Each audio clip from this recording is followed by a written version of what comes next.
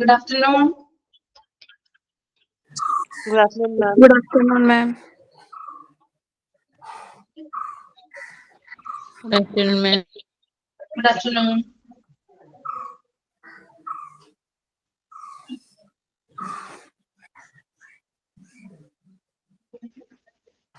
Okay, നമ്മൾ കഴിഞ്ഞ ക്ലാസ്സിൽ ട്രെയിനിങ് മെത്തേഡ്സ് ടെക്നിക്സുകളായിരുന്നു പറഞ്ഞിട്ടുണ്ടായിരുന്നത്. അത് കംപ്ലീറ്റ് ചെയ്തിട്ടുണ്ടായിരുന്നു. നെക്സ്റ്റ് വൺ പെർഫോമൻസ് അപ്രൈസൽ ആണ് കേട്ടോ. മൈക്ക് ഓഫ് ചെയ്യാണ്.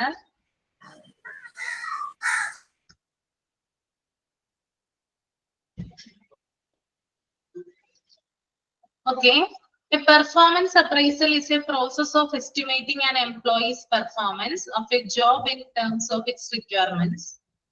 Performance appraisal എന്ന് പറഞ്ഞാല് ഒരു സ്ഥാപനത്തില് എംപ്ലോയ്മെന്റിന് ആവശ്യമായിട്ടുള്ള എംപ്ലോയീസിന്റെ പെർഫോമൻസ് എസ്റ്റിമേറ്റ് ചെയ്യുക അഥവാ മെഷർ ചെയ്യുന്നതിനെയാണ് പെർഫോമൻസ് അപ്രൈസൽ എന്ന് പറയുന്നത്. ഒന്നുകൂടി പറയാം, ഒരു സ്ഥാപനത്തില് എംപ്ലോയ്മെന്റിന് ആവശ്യമായിട്ടുള്ള എംപ്ലോയീസിന്റെ പെർഫോമൻസ് എസ്റ്റിമേറ്റ് ചെയ്യുക എന്നതാണ് performance appraisal. Okay, performance evaluation process includes. Performance ഇവാലുവേഷനിൽ ചില കാര്യങ്ങളൊക്കെ അടങ്ങിയിട്ടുണ്ട്. നമുക്ക് നോക്കാം എന്തൊക്കെയാണെന്ന്. എങ്ങനെയാണ് ആളുകളുടെ പെർഫോമൻസ് ഇവർ മെഷർ ചെയ്യുന്നത് നമുക്ക് നോക്കാം. അതിന് ചില സ്റ്റെപ്പുകളുണ്ട്.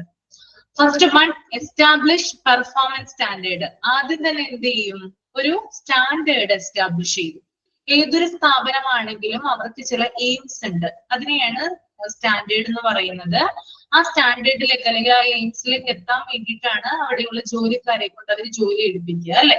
അപ്പൊ ആദ്യം തന്നെ എന്ത് ചെയ്യുന്നു, ഒരു സ്റ്റാൻഡേർഡ് എസ്റ്റാബ്ലിഷ് ചെയ്യുന്നു, ഒരു എയിം എന്ത് ചെയ്യുന്നു, എസ്റ്റാബ്ലിഷ് ചെയ്യുന്നു. ഇപ്പൊ ഒരു പ്രൊഡക്ഷൻ യൂണിറ്റ് എടുക്കുക. പ്രൊഡക്ഷൻ യൂണിറ്റിന് ഒരു ദിവസം 100 പ്രൊഡക്ഷൻ ആണ് അച്ചീവ് ചെയ്യേണ്ടതെങ്കിൽ ആ കാര്യം എന്ത് ചെയ്യുക, എസ്റ്റാബ്ലിഷ് ചെയ്യുക. അതായത് അവിടെയുള്ള ആളുകളെ അറിയിക്കുക, എംപ്ലോയീസിനെ അറിയിക്കുക. അത് അവരുടെ നിശ്ചിത എയിം ആയിട്ട് ടാർഗറ്റ് ചെയ്യുക. രണ്ടാമത്തത്, convey performance expectation to employees. ഇപ്പൊ ഞാൻ പറഞ്ഞൊരു സ്ഥാപനത്തിലെ കാര്യം പറഞ്ഞല്ലേ, ഒരു ദിവസം 100 പ്രൊഡക്ഷൻ ആണ് ഒരു പ്രൊഡക്ഷൻ യൂണിറ്റിന് ആവശ്യമെങ്കിൽ അവിടെയുള്ള എംപ്ലോയീസിൽ നിന്ന് അത് ഇവർ എക്സ്പെക്ട് ചെയ്യുന്നുണ്ടോ, എത്രത്തോളമാണ് എക്സ്പെക്ട് ചെയ്യുന്നതെന്ന് അളക്കുക. ചിലപ്പോ അവിടെയുള്ള എംപ്ലോയീസിന് 100 പ്രൊഡക്ഷൻ ചിലപ്പോൾ കൊടുക്കാനായിട്ട് സാധിച്ചില്ലെന്ന് വരും, ചിലർക്ക് സാധിച്ചെന്ന് വരും. അപ്പൊ ആ രീതിയിൽ എന്താണ് ഇവർ എക്സ്പെക്ട് ചെയ്യുന്നത്, ആ കാര്യം ഒന്ന് അളക്കുക. ദെൻ മൂന്നാമത്തെ point, measure real performance. Measure real performance എന്ന് പറഞ്ഞാല്, അതായത് ഞാൻ പറഞ്ഞു, ഇപ്പോ 100 പ്രൊഡക്ഷൻ ഒരു ദിവസം ഉത്പാദിപ്പിക്കുന്ന ഒരു എംപ്ലോയിക്ക്, ഒരു എംപ്ലോയി 100 പ്രൊഡക്ഷൻ ഉത്പാദിപ്പിച്ചെന്ന് വിചാരിക്കാം. ചില എംപ്ലോയീസ് ആണെങ്കിൽ 100-ൽ കുറവായിരിക്കും ഉത്പാദിപ്പിക്കുക. ഇനി ചില എംപ്ലോയീസിൽ 100-ൽ കൂടുതൽ ഉത്പാദിപ്പിക്കും. അപ്പോ എന്താണ് അവർ ശരിക്കും അവരെന്താണ് ടാർഗറ്റ് ചെയ്തിരിക്കുന്നത്, അവരുടെ പെർഫോമൻസ് എന്താണെന്ന് അവർ അളക്കുന്നു. ഓക്കെ, നാലാമത്തെ പോയിന്റ്, കമ്പയർ ആക്ച്വൽ പെർഫോമൻസ് വിത്ത് സ്റ്റാൻഡേർഡ്സ്. ഈ ഒരു സ്ഥാപനത്തിന്റെ ടാർഗറ്റ് എന്താണ്, അവിടെ എംപ്ലോയീസ് എത്ര പെർഫോമൻസ് ആണ് ചെയ്തത്, ചിലപ്പോ വേരിയേഷൻ ഉണ്ടാവാം. ഒരു സ്ഥാപനത്തിന്റെ ടാർഗറ്റ് ഞാൻ പറഞ്ഞു 100 ആണെങ്കിൽ ചിലപ്പോൾ എംപ്ലോയീസ് ചെയ്തത് 50 ആയിരിക്കാം. അപ്പൊ അതിനെ തമ്മിൽ കമ്പയർ ചെയ്യുന്നു. Okay, discuss the appraisal with the employee. അതുപോലെ തന്നെ എംപ്ലോയീസിനെ ഡിസ്കഷനിലൊക്കെ ഉൾപ്പെടുത്തുന്നു. പല സ്ഥാപനങ്ങളും നമ്മൾ കണ്ടിട്ടുണ്ടാവാം, അവരുടെ പ്രധാനപ്പെട്ട തീരുമാനങ്ങളിലൊക്കെ എംപ്ലോയീസിനെ പങ്കെടുപ്പിക്കുന്നത്. ചില മീറ്റിങ്ങുകളൊക്കെ വെച്ച് കഴിഞ്ഞാല് എംപ്ലോയീസിനെ ഇത്തരത്തിൽ പങ്കെടുപ്പിക്കാറുണ്ട്. അപ്പോ അതാണ് അവിടെ പറയുന്നത്. Then if necessary begin corrective action. ഇനി എന്തെങ്കിലും തിരുത്തലുകൾ ആവശ്യമാണെങ്കിൽ അത് ചെയ്തു കൊടുക്കുന്നു. എംപ്ലോയീസിന് അവരുടേതായിട്ടുള്ള അഭിപ്രായങ്ങൾ എന്തെങ്കിലും ഉണ്ടെങ്കിൽ അതിനകത്ത് എന്തെങ്കിലും തിരുത്തലുകൾ വേണമെങ്കിൽ അതും കൂടി ചെയ്തു കൊടുക്കുന്നു. ഇത്തരത്തിലാണ് എന്ത് ചെയ്യുക, ഈ ഒരു പെർഫോമൻസ് അപ്രൈസലിന്റെ സ്റ്റേജ് വരിക. ആദ്യം എന്ത് ചെയ്യുന്ന, ഒരു സ്റ്റാൻഡേർഡ് തീരുമാനിക്കുന്നു. ദെൻ കസ്റ്റമേഴ്സ് എംപ്ലോയീസിൽ നിന്ന് എത്രയാണ് എക്സ്പെക്ട് ചെയ്യുന്നതെന്ന് നോക്കുന്നു. അവരുടെ റിയൽ പെർഫോമൻസിനെ അളക്കുന്നു. റിയൽ ആയിട്ടുള്ള എയിമിനെയും അതുപോലെ തന്നെ അവർ ടാർഗറ്റ് ചെയ്തിട്ടുള്ള ആ ഒരു ഇതിനെയും കമ്പയർ ചെയ്യുന്നു. എംപ്ലോയീസിനെ ഡിസ്കഷനിൽ ഉൾപ്പെടുത്തുന്നു. ആവശ്യമെങ്കിൽ ആക്ഷൻ നടപടികൾ സ്വീകരിക്കുന്നില്ല. ഈ തിരുത്തലുകൾ വേണ്ടി വരുന്നു. ക്ലിയർ ആണോ?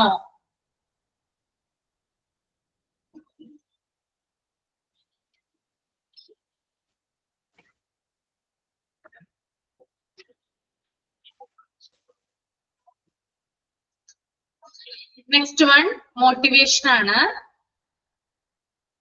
The goals of the individuals and the organization can be attained through persuading workers toward productive performance, called a motivational process.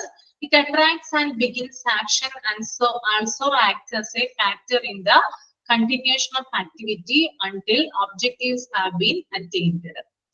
എന്താണ് മോട്ടിവേഷൻ എന്ന് നോക്കാം നമുക്ക്. മോട്ടിവേഷൻ നിങ്ങൾ പല ഇതിലും കേട്ടിട്ടുണ്ടാവും അല്ലെ, പലതരത്തിലുള്ള മോട്ടിവേഷൻസ് ഉണ്ട്. അപ്പൊ ഇവിടെ മോട്ടിവേഷൻ എന്നതുകൊണ്ട് ഉദ്ദേശിക്കുന്നത് ഇൻഡിവിജ്വൽസിനെയും അതുപോലെ തന്നെ ഓർഗനൈസേഷണൽ എയിംസ്, ഇൻഡിവിജ്വൽസിന്റെയും അതുപോലെ തന്നെ ഓർഗനൈസേഷണൽ എയിംസ് നിറവേറ്റുന്നതിന് ഒരു സ്ഥാപനം കൊടുക്കുന്ന മോട്ടിവേഷനെ കുറിച്ചിട്ടാണ് ഇതിനകത്ത് പറയുന്നത്. ഇൻഡിവിജ്വലിനായാലും സ്ഥാപനത്തിനായാലും അവരുടെ എയിംസ് നിറവേറ്റുന്നതിന് വേണ്ടിയിട്ട് ഒരു സ്ഥാപനത്തിന്റെ മാനേജ്മെന്റ് കൊടുക്കുന്ന മോട്ടിവേഷനെ കുറിച്ചിട്ടാണ് ഇതിനകത്ത് പറയുന്നത്. ഇത് മൂലം ഈ മോട്ടിവേഷനിലൂടെ എന്തൊക്കെ കാര്യങ്ങൾ ചെയ്യാൻ പറ്റുന്നുണ്ടെന്ന് നമുക്കൊന്ന് നോക്കാം. വ്യക്തികളുടെ പ്രൊഡക്ടിവിറ്റി കൂട്ടാൻ മോട്ടിവേഷനിലൂടെ സാധിക്കുന്നു. കൂടാതെ വ്യക്തികളുടെ ലക്ഷ്യങ്ങൾ നിറവേറുന്നത് വരെ പ്രവർത്തനം നിലനിർത്താൻ സഹായിക്കുകയും ചെയ്യുന്നു. ഇത്തരത്തിലുള്ള ഒരു പ്രോസസ്സിനെയാണ് മോട്ടിവേഷൻ എന്നതുകൊണ്ട് ഉദ്ദേശിക്കുന്നത്. ഒന്നുകൂടി പറയാം കേട്ടോ. ഒരു സ്ഥാപനത്തിലെ എംപ്ലോയീസിന് നമുക്ക് മോട്ടിവേഷൻ കൊടുത്തു കഴിഞ്ഞാൽ അവരുടെ പ്രൊഡക്ടിവിറ്റി കൂട്ടാനായിട്ട് സാധിക്കും. അതുപോലെ തന്നെ ലക്ഷ്യത്തിലെത്തും വരെ പ്രവർത്തനം നിലനിർത്താനും സഹായിക്കുന്ന ഒരു പ്രോസസ്സാണിത് മോട്ടിവേഷൻ എന്ന് പറയുന്നത്. നിങ്ങൾ ഒരു സ്ഥാപനത്തിൽ ജോലിക്കായിട്ട് ചെന്നു, അവിടെയുള്ള മാനേജ്മെന്റ് നിങ്ങൾക്ക് മോട്ടിവേഷൻ തരികയാണ്. മോട്ടിവേഷൻ തരുമ്പോൾ നിങ്ങൾക്ക് എന്താ ഉണ്ടാവുക? നിങ്ങളുടെ ജോലിയിലുള്ള പ്രൊഡക്ടിവിറ്റി കൂടുകയും മാത്രമല്ല നിങ്ങളുടെ ലക്ഷ്യങ്ങൾ നിറവേറുന്നത് വരെ ആ പ്രവർത്തനം നിലനിർത്താൻ നിങ്ങളെ സഹായിക്കുകയും ചെയ്യുന്നതാണ് മോട്ടിവേഷൻ എന്ന് പറയുന്നത്. എപ്പോഴും നമ്മൾ സെൽഫ് മോട്ടിവേറ്റ് ആയിരിക്കുക, എന്നാൽ മാത്രമാണ് നമുക്ക് കാര്യങ്ങൾ ചെയ്യാനായിട്ട് പറ്റുള്ളൂ. നമുക്ക് ഇപ്പൊ പഠിക്കണം എന്നുണ്ട് അല്ലെ, നിങ്ങളുടെ ലക്ഷ്യം എന്ന് പറയുന്നത് ഈ പഠിച്ച് പരീക്ഷ പാസ്സാവലെ നല്ല ഉയർന്ന സ്കോർ വാങ്ങിക്കുക എന്നുള്ളതാണ്. എപ്പോഴും നമ്മൾ എന്ത് ചെയ്യണം? സെൽഫ് മോട്ടിവേറ്റ് ആയിരിക്കണം. നമ്മളെ തന്നെ മോട്ടിവേറ്റ് ചെയ്തുകൊണ്ടിരിക്കണം. മോട്ടിവേഷൻ എന്ന് പറയുന്നത് പ്രധാനപ്പെട്ട ഒരു ഘടകമാണ്. അത് സ്ഥാപനങ്ങളിൽ എങ്ങനെയാണെന്നാണ് നമ്മളിവിടെ പറയുന്നത് കേട്ടോ. ക്ലിയർ ആണോ? ഓക്കെ അല്ലേ? Okay, then objective of motivation. It is the purpose of motivation to create condition in which people are willing to work with passion, initiative, interest and enthusiasm, with a high personal and group moral satisfaction, with a sense of responsibility, loyalty and discipline, and with a pride and confidence in a most coherent manner, so that the goals of an organization are attained effectively. Motivational techniques are to pursue employee growth. എന്താണ് മോട്ടിവേഷന്റെ ലക്ഷ്യം എന്നാണ് ഇവിടെ ഉദ്ദേശിക്കുന്നത് കേട്ടോ. Okay, അതായത് വ്യക്തികൾ എന്തൂസിയാസം എന്ന് പറഞ്ഞാൽ ഉത്സാഹം എന്നാണ് കേട്ടോ. ഉത്സാഹം എന്നാണ് എന്തൂസിയാസത്തിന്റെ മീനിങ്. വ്യക്തികൾ ഉത്സാഹത്തോടെയും ഉത്തരവാദിത്തത്തോടെയും അച്ചടക്കത്തോടെയും ആത്മവിശ്വാസത്തോടെയും ജോലി ഫലപ്രദമായി കൈവരിക്കുന്നതിന് ഒരു അന്തരീക്ഷം സൃഷ്ടിക്കാൻ മോട്ടിവേഷൻ ലക്ഷ്യമിടുന്നു. മോട്ടിവേഷൻ കൊടുക്കുന്നതിന് പിന്നിലെ ലക്ഷ്യം എന്താണ്?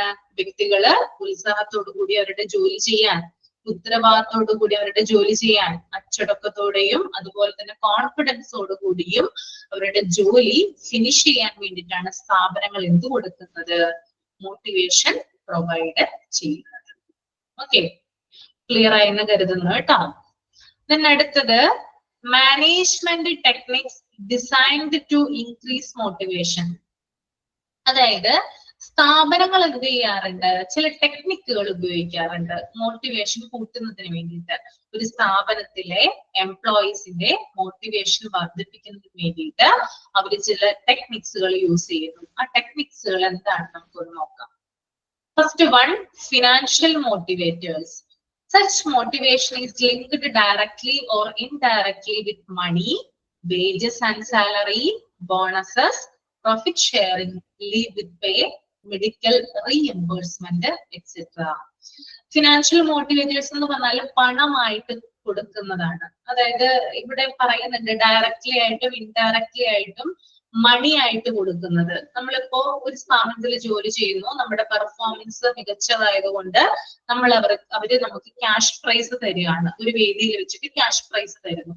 അത് ഒരു തരം മോട്ടിവേഷൻ ആണ് അല്ലെ? കാരണം എന്താണ്, അടുത്ത പ്രാവശ്യവും നമ്മൾ അത് വാങ്ങിക്കാനായിട്ട് നല്ല രീതിയിൽ ഹാർഡ് വർക്ക് ചെയ്യും. അപ്പൊ എന്താണത്, ആ സ്ഥാപനം കൊടുക്കുന്ന മോട്ടിവേഷൻ ആണ് എന്ത്, മണി എന്ന് പറയുന്നത്.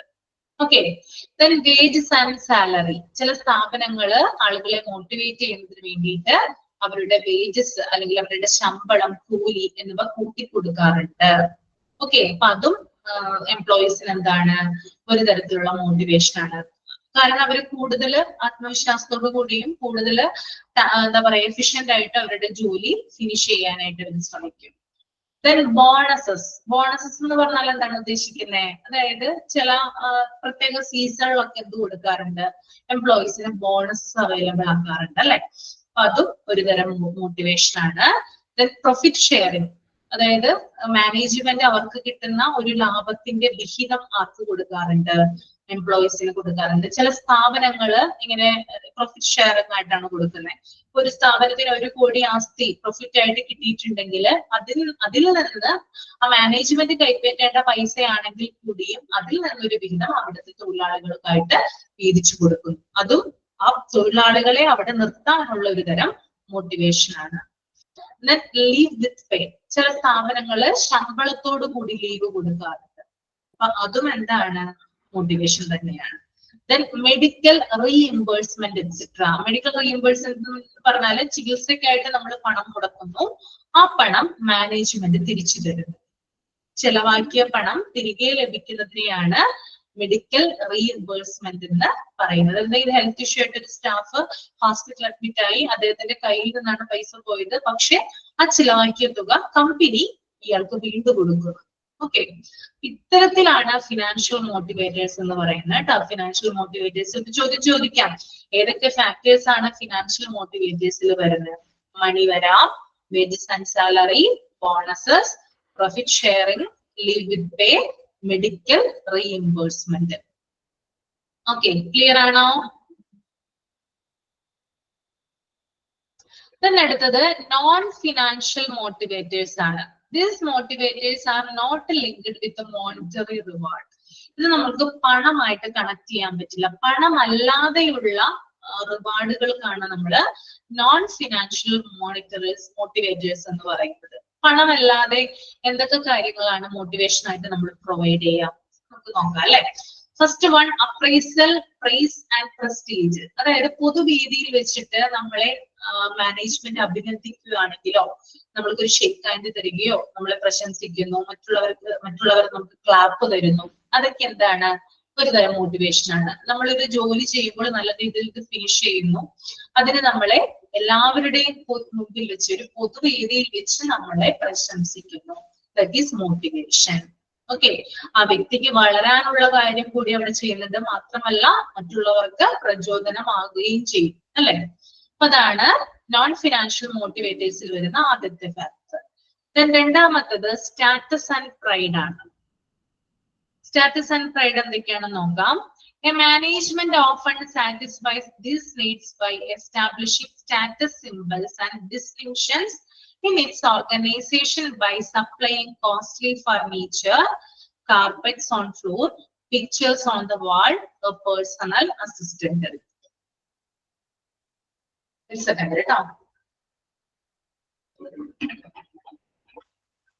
ചില സ്ഥാപനങ്ങള് എംപ്ലോയീസിന്റെ അംഗീകാരത്തിനും സ്റ്റാറ്റസിനും വേണ്ടി ചില സിംബൽസ് പ്രൊവൈഡ് ചെയ്യാറുണ്ട്.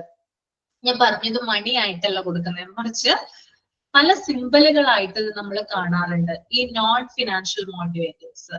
ഞാൻ ഉദാഹരണം കൊടുക്കുന്നുണ്ട്. ചില സ്ഥാപനങ്ങളിൽ ഗിഫ്റ്റ്, ഓക്കെ, ഗിഫ്റ്റ് ഇവിടെ പറയുന്നത് സ്റ്റാറ്റസ് സിംബൽ എന്ന് ഉദ്ദേശിക്കുന്നത് ചില സ്ഥാപനങ്ങളിൽ ചില റൂമുകളിൽ ചെന്ന് നോക്കിയാൽ നമുക്ക് കാണാൻ പറ്റും, പ്രത്യേക ചെയർ കാണാൻ പറ്റും ഇല്ലേ?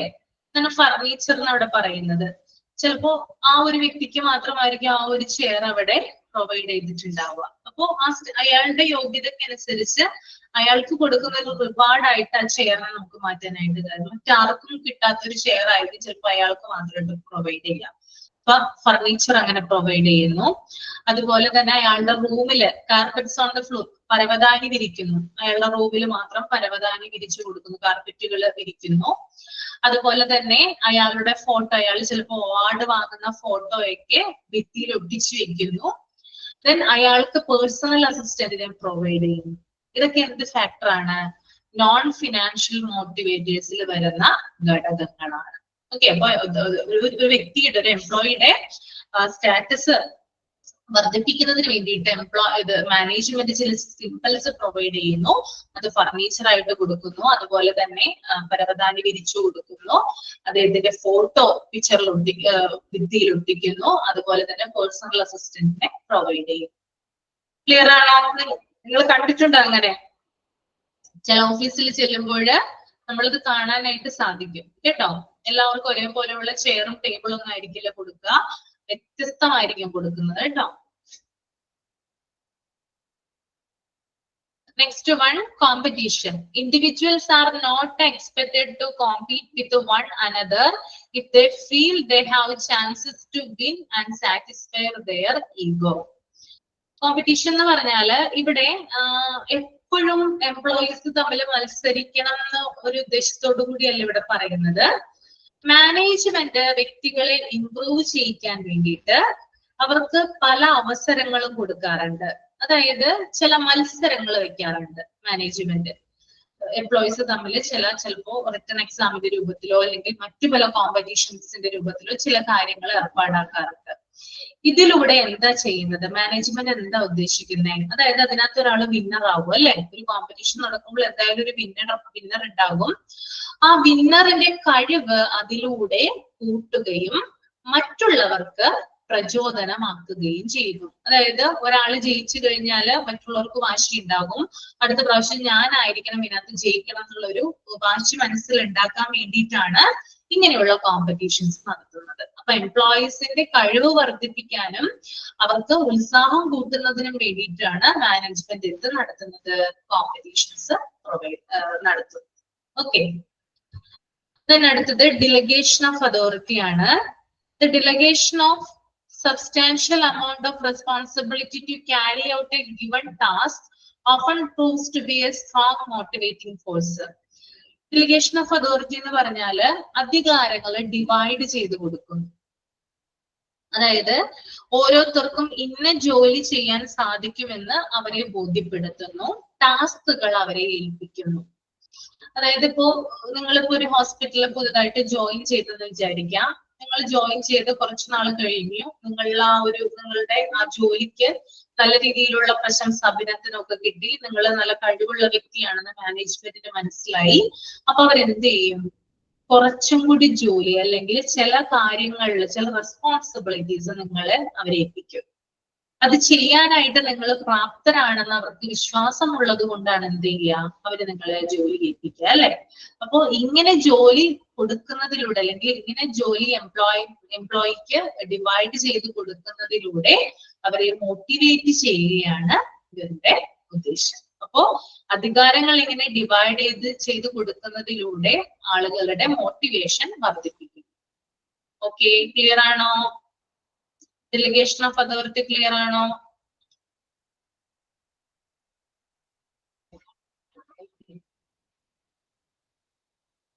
Then അടുത്തത് പാർട്ടിസിപ്പേഷൻ ആണ് കേട്ടോ.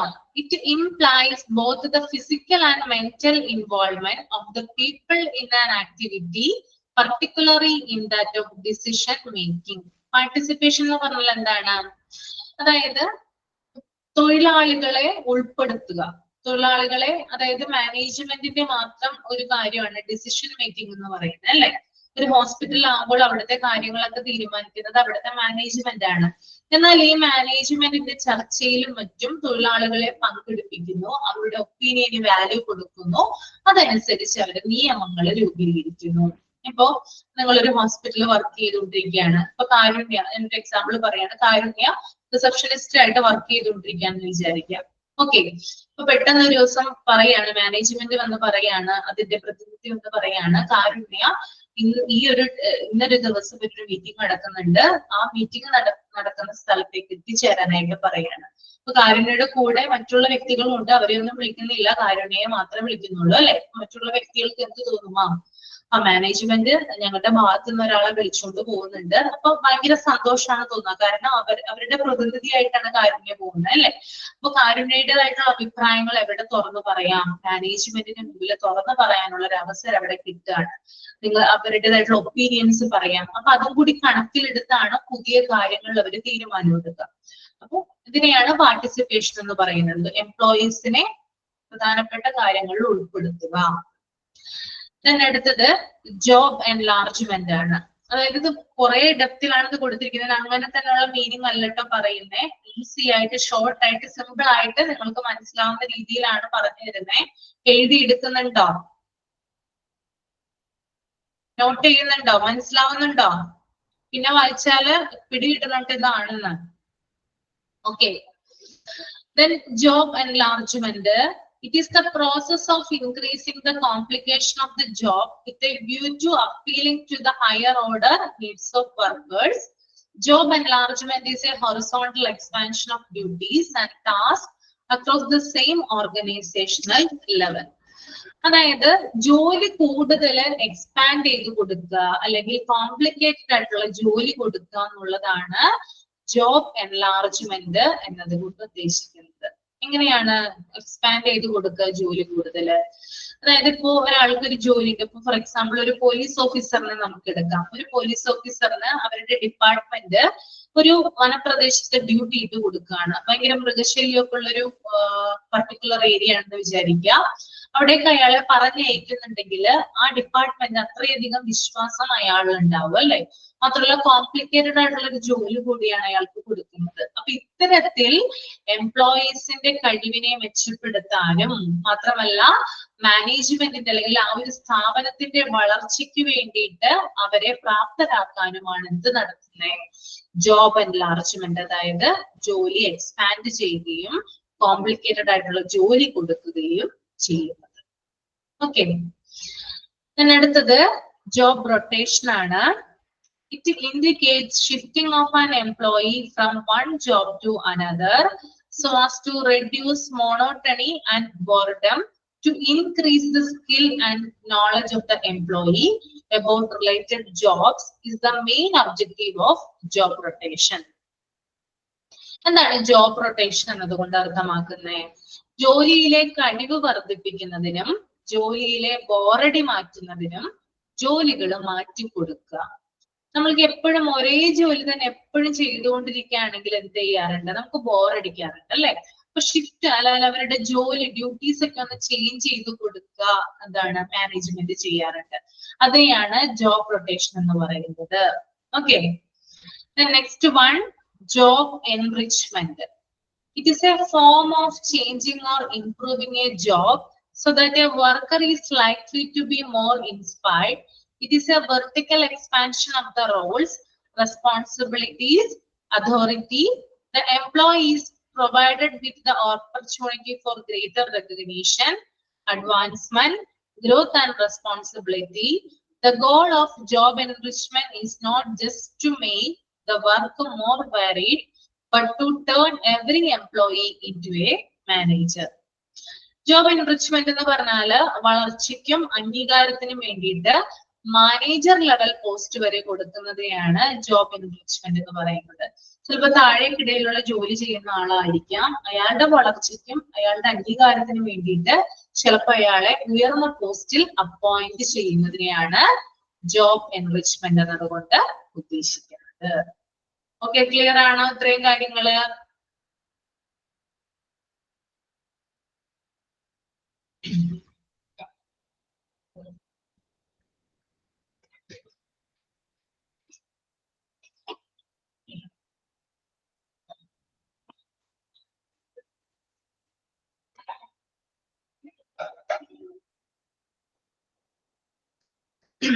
അടുത്തത് റീഇൻഫോഴ്സ്മെന്റ് ആണ് കേട്ടോ.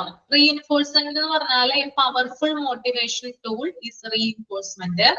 It is based on 2 principles. A പറയുന്നത് that behavior which seems to lead to a positive consequence or reward tends to be repeated. B പറയുന്നത് while behavior that seems to lead to a negative consequence tends to be repeated and. മൂന്നാമത്തെ point നമുക്ക് ആവശ്യമില്ല കേട്ടോ, എയും ബിയും ആണ് important ആയിട്ടുള്ളത്. നമുക്ക് എന്താണ് റീഇൻഫോഴ്സ്മെന്റ് എന്ന് നോക്കാം. ഇതൊരു പവർഫുൾ മോട്ടിവേഷൻ ടൂൾ ആണെന്ന് ഇവിടെ ആദ്യം തന്നെ പറയുന്നത്. റീഇൻഫോഴ്സ്മെന്റ് മീനിങ് വരുന്നത് ടു മേക്ക് സംതിങ് സ്ട്രോങ്ങർ, അതായത് കുറച്ചും കൂടി സ്ട്രോങ്ങർ ആക്കുക എന്നുള്ളതാണ് റീഇൻഫോഴ്സ്മെന്റിന്റെ മീനിങ് വരിക. ഇതൊരു പവർഫുൾ മോട്ടിവേഷൻ ആണ്. ഇത് നിങ്ങൾക്ക് കിട്ടാറുണ്ട്, എനിക്കും കിട്ടിയിട്ടുണ്ട് ഇത്തരത്തിലുള്ള മോട്ടിവേഷൻ ഒക്കെ. പക്ഷെ പല രീതിയിലാണ് ഇത് ആളുകൾ എടുക്കുന്നു എന്ന് മാത്രം. അത് രണ്ട് രീതിയാണ് ഇവിടെ പറയുന്നത്. ആദ്യത്തേത് എ എന്താണെന്ന് പറയുന്നതെന്ന് നോക്കാം. അതായത് ഒരാള് ഒരു സ്ഥാപനത്തിൽ ജോലിക്ക് വരികയാണ്. ജോലി ചെയ്തുകൊണ്ടിരിക്കുമ്പോൾ തന്നെ അദ്ദേഹത്തിന് ജോലികളിൽ ചില തെറ്റുകൾ വന്നു. അദ്ദേഹത്തിന് ജോലി ചെയ്യാനായിട്ട് സ്പീഡ് കുറവാണ്, മറ്റുള്ളവരെ പോലെ ജോലി ചെയ്യാൻ സാധിക്കുന്നില്ല. അങ്ങനെയുള്ള പ്രശ്നങ്ങളൊക്കെ വന്നു കഴിഞ്ഞാല് മാനേജ്മെന്റ് എന്ത് ചെയ്യും? ഉടനെ തന്നെ ആ വ്യക്തിയെ പിരിച്ചുവിടുമോ? ഒരിക്കലുമില്ല, അല്ലെ? ഒരു തരത്തിൽ മോട്ടിവേഷൻ നടത്തും. എന്താണ്? നിങ്ങൾ ഇങ്ങനെയാണ് ചെയ്യേണ്ടത്, നിങ്ങൾക്ക് ഇത്തരത്തിലുള്ള ടാലന്റ് ഉണ്ട്, അതുമൂലം അത് പ്രകാരം ചെയ്താൽ നിങ്ങൾക്ക് നിങ്ങളുടെ ടാർഗറ്റ് അച്ചീവ് ചെയ്യാൻ സാധിക്കും. അങ്ങനെയുള്ള പല കാര്യങ്ങൾ എന്ത് ചെയ്യാറുണ്ട്? പറഞ്ഞു കൊടുക്കാറുണ്ട് മാനേജ്മെന്റ്. അത്തരത്തിൽ ആളുകളെ മോട്ടിവേറ്റ് ചെയ്യുകയും ഈ മോട്ടിവേഷൻ കേട്ടിട്ട് ഇതൊരു പോസിറ്റീവ് ഇമ്പാക്ട് എംപ്ലോയീസിന് വരികയും ചെയ്യുന്നതിനെയാണ് ആദ്യത്തെ പോയിന്റ് പറയുന്നത്. അപ്പോ മോട്ടിവേഷൻ ഒരാൾക്ക് കൊടുക്കുന്നതിലൂടെ ഒരാൾക്ക് പോസിറ്റീവ് ഇമ്പാക്റ്റും ഉണ്ടാവും, നെഗറ്റീവ് ഇമ്പാക്റ്റും ഉണ്ടാവും. ആദ്യത്തെ ഞാൻ പറഞ്ഞ പോസിറ്റീവ് ഇമ്പാക്റ്റ് ആണെന്ന് പറഞ്ഞു, അല്ലെ? വേറൊരു ഉദാഹരണം പറഞ്ഞുതരാം. ഞാൻ നിങ്ങളിപ്പോ പഠിപ്പിക്കുകയാണ്, അല്ലെ? അപ്പൊ നിങ്ങളുടെ ലക്ഷ്യം എന്ന് പറയുന്നത് നല്ല രീതിയിൽ പഠിച്ച് മാർക്ക് നേടി ഒരു ഹോസ്പിറ്റലിൽ ജോലി ചെയ്യുക എന്നുള്ളതാണ് നിങ്ങളുടെ ലക്ഷ്യം. ഇവിടെ നമ്മൾ ആദ്യം ശ്രദ്ധിക്കേണ്ടത് പഠിത്തത്തിനാണ്, അല്ലെ? നന്നായി പഠിക്കണം, എന്നാൽ മാത്രമാണ് നമുക്ക് മാർക്ക് കിട്ടുക. അപ്പൊ നിങ്ങൾക്ക് ഇപ്പൊ മാർക്ക് കുറവുള്ള കുട്ടികളൊക്കെ ആണെങ്കിൽ ഞാനിങ്ങനെ പറഞ്ഞുകൊണ്ടിരിക്കുകയാണ്, നിങ്ങൾ പഠിക്കണം, ഇന്ന രീതിയിലൂടെ പഠിക്കണം, ഇന്ന മെത്തേഡ് യൂസ് ചെയ്യണം, റിവിഷൻ ചെയ്യണം എന്നൊക്കെ പറയാണ്. ഇങ്ങനെ പറയുമ്പോൾ ഇതിനകത്ത് ചില ആളുകൾ എന്ത് ചെയ്യും? ഒരു പോസിറ്റീവായിട്ട് അതിനെ എടുക്കും.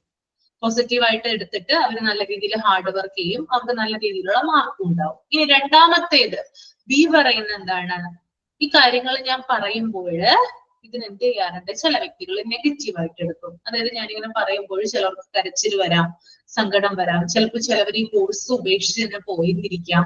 അപ്പൊ അങ്ങനെയുള്ള കാര്യങ്ങളൊക്കെ വരാറില്ലേ? അതിനെയാണ് നെഗറ്റീവ് ഇമ്പാക്ട് എന്ന് പറയുന്നത്. നമ്മൾ സ്ഥാപനത്തിലാണെങ്കിൽ എങ്ങനെയാ നോക്കുന്നത്? അതായത് ഒരു മാനേജർ വന്നപ്പോ ഒരു എംപ്ലോയിനോട് പറയാണ്, നിങ്ങൾ ഇന്നത് ചെയ്യണം, അങ്ങനെ ചെയ്യണം, ഇങ്ങനെ ചെയ്യണം എന്നൊക്കെ പറഞ്ഞു കഴിഞ്ഞാല് ചിലവര് ചില വാശിയോട് കൂടി ഇത് ചെയ്ത് തീർക്കും. അതിനെ പോസിറ്റീവ് ഇമ്പാക്ട് എന്ന് പറയും. രണ്ടാമത്തെ കൂട്ടർ എന്താ ചെയ്യുക? ഈ മാനേജർ തന്നെ ആ രണ്ടാമത്തെ വ്യക്തിയോട് ഇങ്ങനെയുള്ള കാര്യങ്ങൾ പറയുമ്പോൾ അദ്ദേഹം ആ ജോലി ഉപേക്ഷിച്ചു പോവുകയും അപ്പാടെ അദ്ദേഹം ഡെസ്പ് ആവുകയും ചെയ്യാറുണ്ട്. അപ്പൊ അതിനെയാണ് നെഗറ്റീവ് ഇമ്പാക്ട് എന്ന് പറയുന്നത്. അപ്പൊ മോട്ടിവേഷൻ, അതായത് റീഇൻഫോഴ്സ്മെന്റ് എന്ന് പറയുന്നത് ഒരു പവർഫുൾ ടൂൾ ആണ് മോട്ടിവേഷനുള്ള. ഓക്കെ, ഇപ്പൊ ഒരാളെ സ്ട്രോങ്ങർ ആക്കാനായിട്ട് സഹായിക്കും. മാത്രമല്ല ഇതിന് രണ്ട് വശങ്ങളുണ്ട്, പോസിറ്റീവ് ഇമ്പാക്റ്റും ഉണ്ട്, നെഗറ്റീവ് ഇമ്പാക്റ്റും ഉണ്ട്. ക്ലിയർ ആണോ? ഓക്കെ, നമുക്ക് അടുത്ത പോയിന്റ് നോക്കാം കേട്ടോ.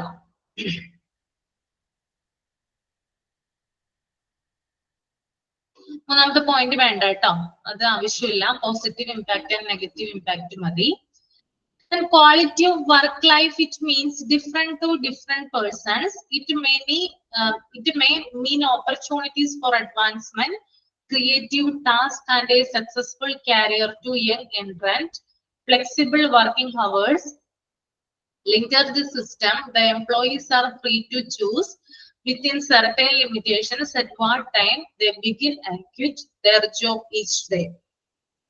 അതായത് പുതിയ കാലഘട്ടത്തിലുള്ള ഒരു ഇതാണ് ഇവിടെ പറയുന്നത്. എംപ്ലോയീസിന് എന്ത് ചെയ്യാനുള്ള അധികാരമുണ്ട്? അവര് പണിയെടുക്കുന്ന അല്ലെങ്കിൽ അവര് ജോലി ചെയ്യുന്ന സമയം ചൂസ് ചെയ്യാനുള്ള അധികാരം. നിങ്ങളൊരു സ്ഥാപനത്തിൽ വർക്ക് ചെയ്യുമ്പോൾ നിങ്ങളുടെ ജോലി സമയം ചൂസ് ചെയ്യാനുള്ള അധികാരം ആർക്കുണ്ട്? നിങ്ങൾക്കുണ്ട്. പുതിയ കാലഘട്ടം അങ്ങനെയാണ്. ഫോർ എക്സാമ്പിൾ ഞാൻ തന്നെ പറയാം, ഞാൻ നിങ്ങളിപ്പോ പഠിപ്പിക്കുന്നുണ്ട്, അല്ലെ? ഞാൻ എത്ര മണി തുടങ്ങി എത്ര മണി വരെയാണ് പഠിപ്പിക്കുന്നത്? 2:30 തുടങ്ങി 3:30 വരെയാണ് നിങ്ങൾ പഠിപ്പിക്കുന്നത്. അപ്പൊ നിങ്ങൾക്ക് കംഫർട്ടബിൾ ആയിട്ടുള്ള ഒരു സമയം കൂടിയാണിത്.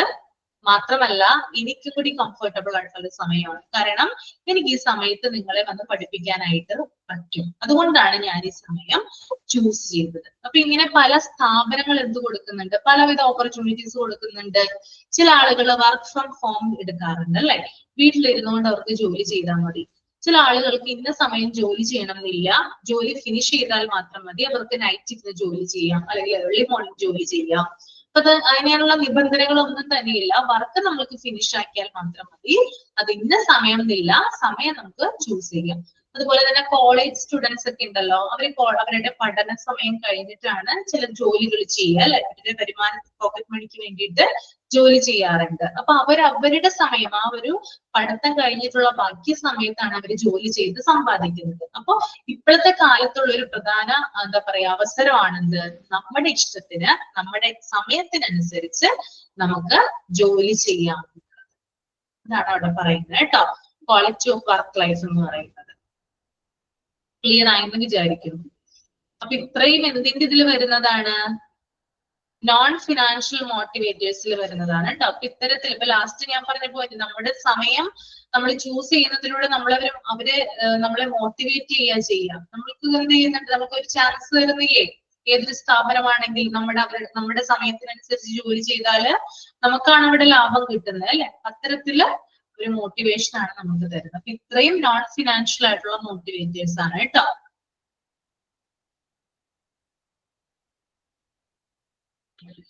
Next one, employee morale.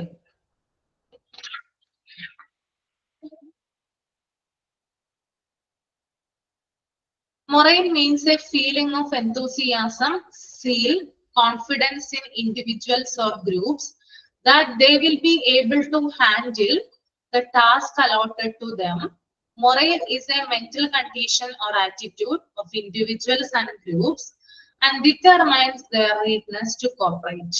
Good morale is evidenced by employees' enthusiasm, voluntary conformance with the regulations and orders, and their readiness to cooperate with the others to accomplish an organization's objectives.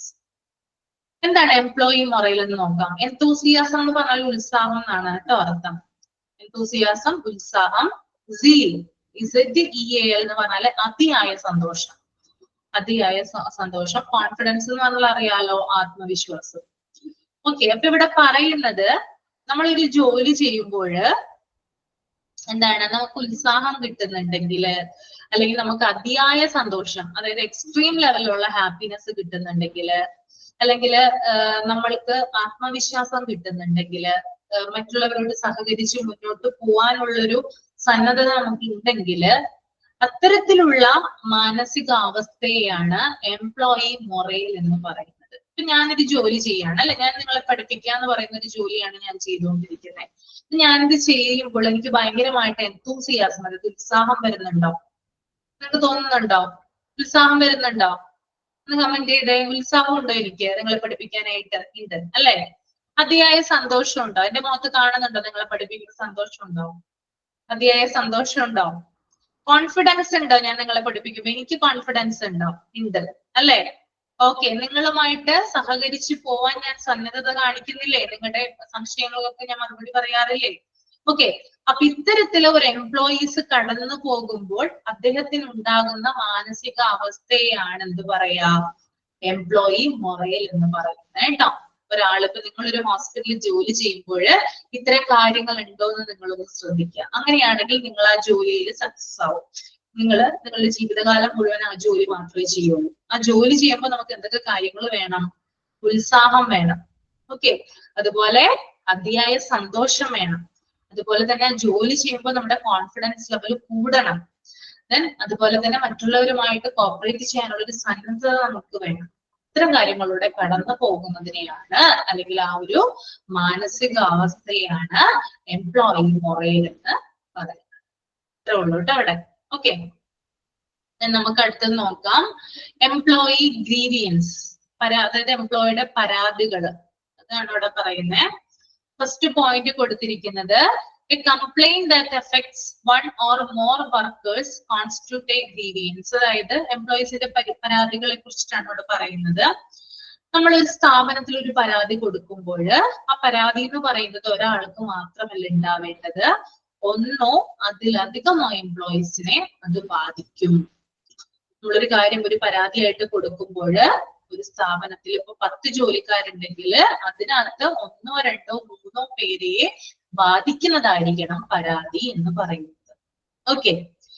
രണ്ടാമത്തത്, a complaint become a grievance when this discontent, which is mostly associated with work, is brought to the notice of the management. അതായത് ഈ പരാതി എന്ന് പറയുന്നത് മാനേജ്മെന്റിന്റെ ശ്രദ്ധയിൽപ്പെടുത്തുന്നതായിട്ട് മാറണം. Okay, എന്നാൽ മാത്രമേ അത് പരാതിയാവുള്ളൂ. നമുക്കിപ്പോ എന്തെങ്കിലും കാര്യത്തിന് നമ്മൾ 2, 3 പേർക്ക്, ഒരു സ്ഥാപനത്തിലെ 2, 3 എംപ്ലോയിക്ക് പരാതി ഉണ്ടെങ്കിൽ അത് നമ്മളിൽ തന്നെ ഒതുങ്ങാനായിട്ട് പാടില്ല, മറിച്ച് അത് മാനേജ്മെന്റിന്റെ ശ്രദ്ധയിൽപ്പെടുത്തിയാലാണ് അത് പരാതിയായിട്ട് മാറുക. മൂന്നാമത്തെ point, A grievance is A written complaint filed by an employee and claiming unfair treatment. അതായത് ഈ ഒരു പരാതി എന്ന് പറയുന്നത് റിട്ടൺ ആയിട്ടുള്ള കംപ്ലൈന്റ് ആയിരിക്കും. നമ്മൾ കുറെ ഇങ്ങനെ പറഞ്ഞിട്ട് കാര്യമില്ല, എനിക്ക് അതിന്റെ കംപ്ലൈന്റ് ഉണ്ട്, ഇങ്ങനെയാണ് നമ്മൾ ഓൾറെഡി പറഞ്ഞിട്ട് കാര്യമില്ല, മറിച്ച് അത് രേഖാമൂലം എല്ലാവരും കൂടി എഴുതി കൊടുത്താൽ മാത്രമാണ് അത് പരാതിയായിട്ട് പരിഗണിക്കുക. ഓക്കെ, ഈ 3 പോയിന്റുകളാണ്. ഒന്ന്, ഒരു സ്ഥാപനത്തില് 2, 3 പേർക്കായിരിക്കണം, അതായത് 1, 2 അതിലധികമോ ആൾക്കായിരിക്കണം പരാതി ഉണ്ടായിരിക്കേണ്ടത്. രണ്ടാമത്തത്, പരാതി മാനേജ്മെന്റ് ശ്രദ്ധയിൽപ്പെടുത്തണം. മൂന്നാമത്തത്, ഇതൊരു റിട്ടേൺ കംപ്ലൈന്റ് ആയിട്ട് കൂട്ടായ നടപടി പോലെയാണ് ചെയ്യേണ്ടത്. ഓക്കെ, അടുത്തത് കോസസ് ഓഫ് ഗ്രീവിയൻസ്. എന്തൊക്കെയാണ് പരാതികളുടെ കാരണങ്ങൾ, മൂലകാരണങ്ങൾ എന്തൊക്കെയാണെന്ന് നോക്കാം. എങ്ങനെയാണ് പരാതികൾ സ്ഥാപനങ്ങളിൽ ഉണ്ടാകുന്നത്, എന്തൊക്കെ കാരണങ്ങൾ കൊണ്ടാണ്? Typical examples of workers' grievance are, first one, regarding wages. എപ്പോഴും ഏതൊരു സ്ഥാപനത്തിലായാലും ആദ്യത്തെ പരാതി എന്ന് പറയുന്നത് അവരുടെ വേതനം സംബന്ധിച്ചായിരിക്കും, അല്ലെ? അവരുടെ ശമ്പളം സംബന്ധിച്ചതായിരിക്കാം ആദ്യത്തെ പരാതി എന്ന് പറയുന്നത്. ചിലപ്പോൾ കൂടുതൽ ജോലിയും കുറവ് ശമ്പളവും ആയിരിക്കും.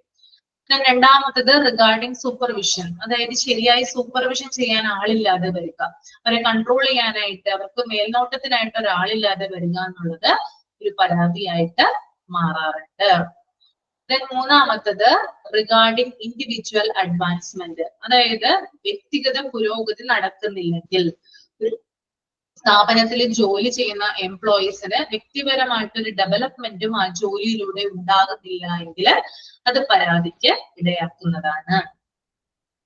ജനറൽ വർക്കിംഗ് കണ്ടീഷൻ, പൊതുവായ ജോലി സാഹചര്യങ്ങൾ ഇല്ലായ്മ, അതായത് ചില സ്ഥാപനങ്ങളിൽ ചെന്നാല് ടോയ്ലറ്റ് ഉണ്ടാവില്ല, കുടിവെള്ളം ഉണ്ടാവണമെന്നില്ല, കൈ കഴുകാനുള്ള സൗകര്യങ്ങളൊന്നും തന്നെ ഉണ്ടാവണമെന്നില്ല. അപ്പൊ അതൊക്കെ എന്താണ് പരാതിക്ക് കാരണമാക്കാറുണ്ട്. അടുത്തത് കളക്റ്റീവ് ബാർഗെയിനിങ്, കൂട്ടായ വിലപേശൽ, അതായത് എന്തെങ്കിലും കാര്യം സാധിച്ചെടുക്കുന്നതിന് വേണ്ടിയിട്ട് ചിലപ്പോ വില പേശാറുണ്ട്, അല്ലെ? എല്ലാ സ്റ്റാഫുകളും തമ്മിൽ ബാർഗെയിൻ ചെയ്യാറുണ്ട്, അതും പരാതിക്ക് ഇടയാവാറുണ്ട്. അപ്പൊ ഇത്തരം കാര്യങ്ങളാണ് ഗ്രീവിയൻസിന് കാരണമാകുന്നത്. ഓക്കെ, ഈ ലാസ്റ്റ് പോയിന്റ് നോക്കിയാൽ നിങ്ങള്, when the grievance redressal machinery works effectively, it satisfactorily resolve most of the dispute between labor and management. പരാതി പരിഹാരം ഫലപ്രദമായി പ്രവർത്തിക്കുമ്പോൾ തൊഴിലാളിയും മാനേജ്മെന്റും തമ്മിലുള്ള തർക്കങ്ങളിൽ ഭൂരിഭാഗം തൃപ്തികരമായി പരിഹരിക്കുന്നു. അതായത് പരാതി പരിഹാരം ശരിയായ രീതിയിൽ നടന്നാൽ മാത്രമാണ് തൊഴിലാളിയും മാനേജ്മെന്റും നടക്കുന്ന തർക്കങ്ങളില് എന്താണ് ഒരു അതൊക്കെ പരിഹരിക്കുകയും അതിൽ സാറ്റിസ്ഫാക്ഷൻ ഉണ്ടാവുകയും ചെയ്യുകയുള്ളൂ. ഓക്കെ, അപ്പൊ ഇത്രയുമാണ് നമ്മുടെ ഈ ഒരു ചാപ്റ്റർ. ഈ ഒരു ചാപ്റ്റർ ഇതോടുകൂടി തീർന്നു കേട്ടോ. ഇനി ഇതിനകത്ത് മനസ്സിലാവാത്ത കാര്യങ്ങൾ എന്തെങ്കിലും ഉണ്ടെങ്കിൽ ചോദിക്കാം, ഞാൻ മൈക്ക് ഓൺ ചെയ്യാം കേട്ടോ.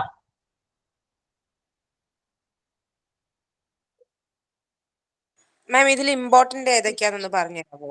ഞാനിപ്പോ പറഞ്ഞുതരാം. നിങ്ങൾക്ക് ഡൗട്ട് ഉണ്ടോ? ആദ്യം അത് പറയാതെ ഞാൻ പറഞ്ഞുതരാം ഇമ്പോർട്ടന്റ് ആയിട്ടുള്ള പോയിന്റ്. ഡൗട്ട് ആർക്കെങ്കിലും ഉണ്ടെങ്കിൽ ചോദിക്കാം. ആ 3 പോയിന്റ് ഇല്ലേ മാം, അതൊന്നും കൂടെ പറഞ്ഞുതരാമോ? ഈ കംപ്ലൈന്റ് ആ 3 പോയിന്റ് ഇല്ലേ, എംപ്ലോയീസ് ഗ്രീവിയൻസോ? ഓക്കെ. അതായത് കംപ്ലൈന്റ് എന്ന് പറയുന്നത് അത് അഫക്ട് ചെയ്യുന്നത് ഒരു സ്ഥാപനത്തിലെ ഒന്നോ അതിലധികമോ ആളുകളെ ആയിരിക്കണം. അതാണ് ആദ്യത്തെ പോയിന്റ്. അതുപോലെ തന്നെ കംപ്ലൈന്റ് എന്ന് പറഞ്ഞാല് അത് മാനേജ്മെന്റിന്റെ ശ്രദ്ധയിൽപ്പെടുത്തുന്നതായിരിക്കണം. ശ്രദ്ധയിൽപ്പെടുത്തിയാൽ മാത്രമേ അത് കംപ്ലൈന്റ് ആവുകയുള്ളൂ. മൂന്നാമത്തത് ഈ ഒരു കംപ്ലൈന്റ് എന്ന് പറയുന്നത് വെറുതെ നമ്മൾ വാക്കാൽ പറഞ്ഞിട്ട് കാര്യമില്ല, റിട്ടൺ ആയിട്ടുള്ള ഒരു ഇതായിട്ട് നമ്മൾ കൊടുത്തിരിക്കണം. റിട്ടൺ ഫോമിലാണ് നമ്മളത് എഴുതി കൊടുക്കേണ്ടത്. ഓക്കെ, അതാണ് ആ 3 പോയിന്റ്. മനസ്സിലായോ? ഓക്കെ ആണോ? Okay ma'am. Okay.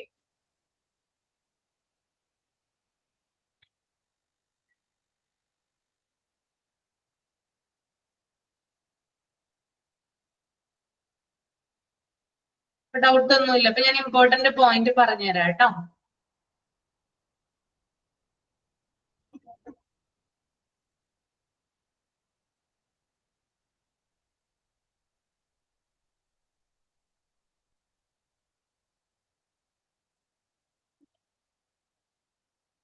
First, 4 types of resources in an organization: money, material, machinery, and men.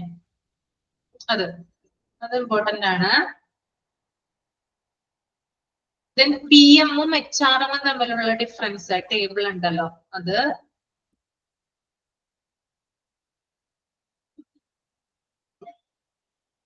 Then role of personal manager, personal role, welfare role, clerical role, firefighting, legal role.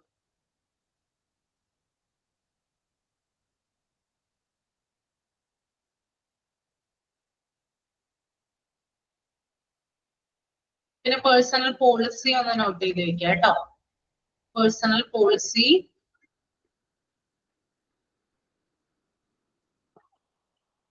Staffing process ഇല്ലേ മാം? Staffing process ആണ് ഞാൻ പറഞ്ഞിട്ടുണ്ടായിരുന്നു അല്ലേ? പറഞ്ഞിട്ടുണ്ടായിരുന്നു. ഞാൻ പറയാട്ടോ, ഒന്നും കൂടി പറയാം. അത് വേണോ വേണ്ടയോ ഒന്ന് നോക്കാം. അത് കുറെ ഇതുള്ളത് കൊണ്ടേ എല്ലാരും കൂടി. റിക്രൂട്ട്മെന്റ് പോളിസി കേട്ടോ.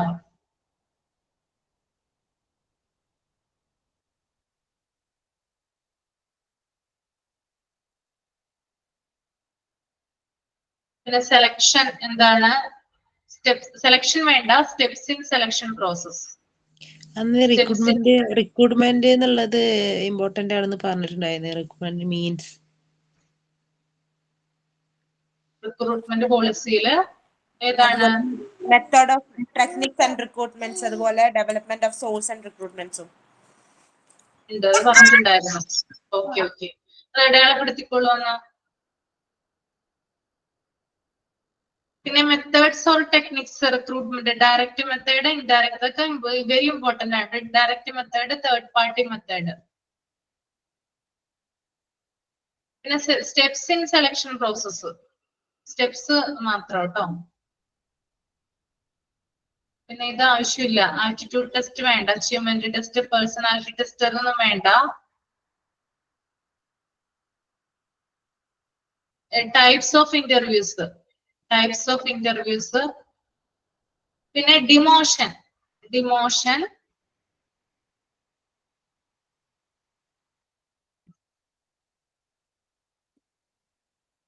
പിന്നെ ട്രെയിനിങ് മെത്തേഡ്സ്, ടെക്നിക്സ്.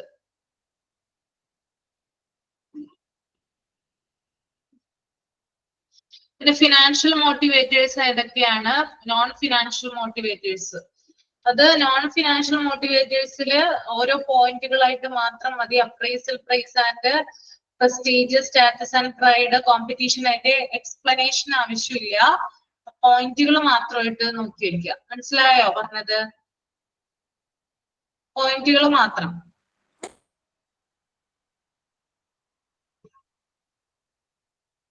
ഓക്കെ, അത്ര മതി.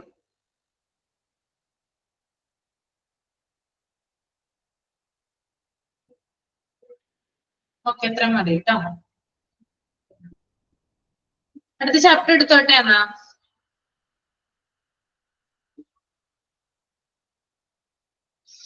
അടുത്ത ചാപ്റ്റർ ഹോസ്പിറ്റൽ ഇൻഫോർമേഷൻ സിസ്റ്റം ആണ് കേട്ടോ. എത്രയാണ് നിങ്ങളുടെ എത്രയാണ് കിടക്കുന്നതെന്ന് എനിക്കറിയില്ല. ചാപ്റ്ററിന്റെ നമ്പർ 39 ആണെന്ന് തോന്നുന്നു. ആരെങ്കിലും ഒരാൾ കമന്റ് ചെയ്യാട്ടോ ഒന്ന് നോക്കിയിട്ട്, മറ്റുള്ളവർക്ക് അത് യൂസ്ഫുൾ ആവും. ഹോസ്പിറ്റൽ ഇൻഫോർമേഷൻ സിസ്റ്റം ബേസിക് 49 ആണ്. 49 ആണ് ചാപ്റ്റർ 49. അപ്പൊ നമുക്ക് ഇനി അതിലോട്ട് കടക്കാം. ഇതൊരു വലിയൊരു ചാപ്റ്റർ ആണ് കേട്ടോ.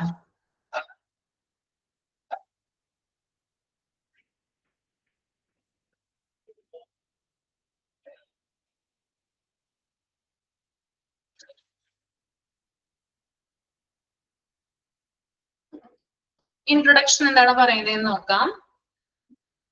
Hospital information system provide a general source of information about a patient's health history and doctor's schedule timing. The system must keep data in a secure place and control who can get the data in certain situations. Hospital information system എന്ന് പറയുന്നത് ഒരു particular software ആണ്. ആദ്യം തന്നെ മനസ്സിൽ വിചാരിക്കുക കേട്ടോ. അതൊരു പർട്ടിക്കുലർ സോഫ്റ്റ്വെയർ ആണ്. ഹോസ്പിറ്റലിന്റെ ഡേ ടു ഡേ ഓപ്പറേഷൻസ് ഒക്കെ കൺട്രോൾ ചെയ്യുന്നത് ഈ ഒരു സോഫ്റ്റ്വെയറിലൂടെയാണ്. എന്തൊക്കെ കാര്യങ്ങളാണ് ഇവിടെ ശ്രദ്ധിക്കുന്നത്? പേഷ്യന്റ് ഹെൽത്ത് ഹിസ്റ്ററി ഇതെന്ത് ചെയ്യുന്നുണ്ട്? കൺട്രോൾ ചെയ്ത് വെക്കുന്നു. അതുപോലെ ഡോക്ടേഴ്സിന്റെ ഷെഡ്യൂൾ ടൈമിങ്, ഡോക്ടർ എപ്പോഴാണ് പരിശോധനയ്ക്ക് വരുന്നത്, അങ്ങനെയുള്ള കാര്യങ്ങൾ, ഏത് സമയത്താണ് ഡോക്ടറുടെ സ്ലോട്ട് അവൈലബിൾ ആവുക, അങ്ങനെയുള്ള കാര്യങ്ങളൊക്കെ ഈ ഒരു സോഫ്റ്റ്വെയറിലാണ് റെക്കോർഡ് ചെയ്ത് വെക്കുക. അതുപോലെ തന്നെ പേഷ്യന്റിന്റെ ഡാറ്റ സെക്യൂർ ചെയ്ത് വെക്കുന്നു. ഒരു തേർഡ് പാർട്ടി ആക്സസ് ചെയ്യാത്ത രീതിയിൽ പേഷ്യന്റിന്റെ ഇൻഫോർമേഷൻ ആക്സസ് ചെയ്ത് വെക്കുന്നത് ഈ ഒരു HIS ഉപയോഗിച്ചുകൊണ്ടാണ്. ഓക്കെ. അതുപോലെ തന്നെ ആർക്കൊക്കെ എപ്പോഴാണ് ഈ ഡാറ്റ കൊടുക്കേണ്ടതെന്ന് തീരുമാനിക്കുന്നത് ആരാണ്? HIS ആണ്. പേഷ്യന്റ് വരുമ്പോൾ അവർക്ക് ഡാറ്റ അവൈലബിൾ ആക്കണമല്ലോ. ആർക്കൊക്കെയാണ് അത് കൊടുക്കുക? ഡോക്ടേഴ്സിന് കൊടുക്കാം, ലബോറട്ടറിയിൽ കൊടുക്കാം, അല്ലെ? അപ്പൊ അത്തരത്തിലുള്ള കാര്യങ്ങളൊക്കെ തീരുമാനിക്കുന്നത് ഏത് സോഫ്റ്റ്വെയർ ഉപയോഗിച്ചിട്ടാണ്? HIS ഉപയോഗിച്ചിട്ടാണ്. ക്ലിയർ ആണോ? മനസ്സിലായോ? ഇൻട്രൊഡക്ഷൻ മനസ്സിലായോ? ഇല്ലെങ്കിൽ പറയണോട്ടോ, ഞാനൊന്നും കൂടി പറയാനാണ്. Okay. Then hospital management information system is a computerized system that helps in managing clinical, financial, laboratory, inpatient, outpatient, pharmaceutical, etc. Operating in a hospital. With the help of the hospital management information system, healthcare providers can concentrate more on providing quality healthcare to the patients. ഇതൊരു computerised system ആണ്. Hospital management information system അഥവാ hospital information system എന്ന് പറയുന്നത് ഒന്ന് തന്നെയാണ്. ഇതൊരു computerised system ആണ്. ഇത് എന്തൊക്കെ കാര്യങ്ങൾ മാനേജ് ചെയ്യുന്നുണ്ട്? ഒരു ഹോസ്പിറ്റലിലെ ക്ലിനിക്കൽ ആയിട്ടുള്ള കാര്യങ്ങള്, ഫിനാൻഷ്യൽ ആയിട്ടുള്ള കാര്യങ്ങള്, ലബോറട്ടറിയിലെ കാര്യങ്ങള്, in patient, out patient, pharmacy, ഇത്തരം ഹോസ്പിറ്റലിലെ പ്രവർത്തനങ്ങളൊക്കെ കൈകാര്യം ചെയ്യുന്നത് ഈ ഒരു ഹോസ്പിറ്റൽ മാനേജ്മെന്റ് ഇൻഫോർമേഷൻ സിസ്റ്റം ആണ്. അപ്പൊ ഇതിന്റെ വരവോടുകൂടി അല്ലെങ്കിൽ ഇതിന്റെ ഹെൽപ്പോട് കൂടി ഹെൽത്ത് കെയർ പ്രൊവൈഡർമാർക്ക് രോഗിയുടെ ആരോഗ്യ കാര്യങ്ങളിൽ കൂടുതൽ ശ്രദ്ധിക്കാനായിട്ട് സാധിക്കും. അവർ രോഗിയുടെ കാര്യം മാത്രം നോക്കിയാൽ മതി. മറ്റുള്ള കാര്യങ്ങളും ഈ ഒരു സോഫ്റ്റ്വെയർ ഉപയോഗിച്ചുകൊണ്ടാണ് ചെയ്യുന്നത്. നമ്മൾക്കറിയാം, നമ്മൾ ഹോസ്പിറ്റലിൽ ചെല്ലുമ്പോൾ നമ്മുടെ ID ജനറേറ്റ് ചെയ്യുന്നുണ്ട് അല്ലെ? ഹോസ്പിറ്റലിന്റെ നമ്മുടെ പേരും കാര്യങ്ങളൊക്കെ ഉപയോഗിച്ച് നമ്മളുടെ ഒരു രജിസ്ട്രേഷൻ അവിടെ നടക്കുന്നുണ്ട്. ഈ രജിസ്ട്രേഷനിലെ കാര്യങ്ങളൊക്കെ ഡോക്ടറിന്റെ റൂമിലോട്ടും അല്ലെങ്കിൽ ലബോറട്ടറിയിലോട്ടൊക്കെ പാസ് ചെയ്യുന്ന നമ്മുടെ ഫയൽ പാസ് ചെയ്യുന്നതൊക്കെ ഏത് സിസ്റ്റം ഉപയോഗിച്ചിട്ടാണ്? ഹോസ്പിറ്റൽ മാനേജ്മെന്റ് ഇൻഫോർമേഷൻ സിസ്റ്റം ഉപയോഗിച്ചിട്ടാണ്. ഓക്കെ. അപ്പൊ ഡോക്ടർക്ക് എന്ത് ചെയ്താൽ മതി? രോഗിയുടെ കാര്യങ്ങളിൽ മാത്രം ശ്രദ്ധിച്ചാൽ മതി. മറ്റൊന്നും ഡോക്ടർ ശ്രദ്ധിക്കേണ്ട കാര്യമില്ല. Okay. Then a hospital information system helps healthcare providers in designing their operations, including managing patient health records, EMR, EHR, appointments, billing, diagnostics, and much more. The major role of HIMS is to record information on health events and verify the quality of services and different levels of health care. The importance of patient evaluation is a part of the concept of giving importance to patients' views in developing the quality of health services. പിന്നെ എന്താ ഇത് ചെയ്യുന്നേ? അതായത് ഒരു hospital information system എന്ത് ചെയ്യുന്നുണ്ട്? Health care പ്രൊവൈഡർമാരെ സഹായിക്കുന്നുണ്ട്. എന്തൊക്കെ കാര്യത്തിലാണ്? അവർക്ക് അതായത് EMR, EHR എന്ന് പറയുന്നത് ഇലക്ട്രോണിക് ഹെൽത്ത് റെക്കോർഡിനെയാണ് EHR എന്ന് പറയാ. EMR എന്ന് പറഞ്ഞാല് ഇലക്ട്രോണിക് മെഡിക്കൽ റെക്കോർഡ്, രണ്ടും ഒന്ന് തന്നെയാണ്. അപ്പോ പേഷ്യൻസിന് കറക്റ്റ് സമയത്ത് പേഷ്യൻസിന്റെ ഇലക്ട്രോണിക് ഹെൽത്ത് റെക്കോർഡുകൾ അല്ലെങ്കിൽ ഇലക്ട്രോണിക് മെഡിക്കൽ റെക്കോർഡുകൾ ഡോക്ടേഴ്സിന് അവൈലബിൾ ആക്കുന്നത് ഈ ഒരു സോഫ്റ്റ്വെയർ ഉപയോഗിച്ചുകൊണ്ടാണ്. ഓക്കെ, നമ്മൾക്കറിയാം ഒരു സിസ്റ്റത്തില് കറക്റ്റ് ആയിട്ട് എന്താണ് ഇലക്ട്രോണിക്കലായിട്ട് ഒരു ആളുടെ ഡാറ്റ സൂക്ഷിച്ചു വെച്ചിട്ടുണ്ടാവും അല്ലെ. ഇത് പല ആളുകളിലേക്കും പാസ് ചെയ്യുന്നത് ഈ ഒരു പർട്ടിക്കുലർ സോഫ്റ്റ്വെയർ ഉപയോഗിച്ചുകൊണ്ടാണ്. മാത്രമല്ല ഇതിലൂടെ അപ്പോയിന്റ്മെന്റുകൾ മാനേജ് ചെയ്യാനായിട്ട് സാധിക്കും, ബില്ലിങ്ങുകൾ മാനേജ് ചെയ്യാൻ പറ്റും, അതുപോലെ ഡയഗ്നോസ്റ്റിക് രോഗനിർണയം അങ്ങനെയുള്ള പല കാര്യങ്ങളും ഇതിലൂടെ മാനേജ് ചെയ്യാനായിട്ട് സാധിക്കുന്നു. Then the major role of HMS is to record information on health events. അതായത് പേഷ്യന്റിന്റെ പല ആരോഗ്യ കാര്യങ്ങളും റെക്കോർഡ് ചെയ്ത് വെക്കുന്നത് ഈ ഒരു പർട്ടിക്കുലർ സിസ്റ്റം ഉപയോഗിച്ചുകൊണ്ടാണ്. മാത്രമല്ല ഇതിലൂടെ രോഗിക്ക് കൂടുതൽ ഇംപ്രൂവ്മെന്റ്, അതായത് കൂടുതൽ സാറ്റിസ്ഫാക്ഷൻ കിട്ടുകയും രോഗിയുടെ രോഗകാര്യങ്ങൾ കൂടുതൽ ഇംപ്രൂവ് ആവുകയും ചെയ്യുന്നു. ഓക്കെ, then അടുത്തൊരു paragraph. Hospital information system benefits include improving patient satisfaction through improved communication, greater provider sensitivity towards patients, improved community awareness about the quality of service, and overall better use of services in the health system.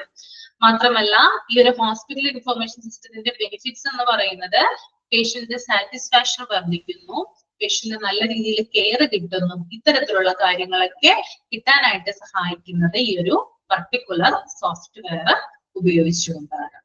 And healthcare management software is a digitized system that helps in controlling the health information of patients in healthcare facility.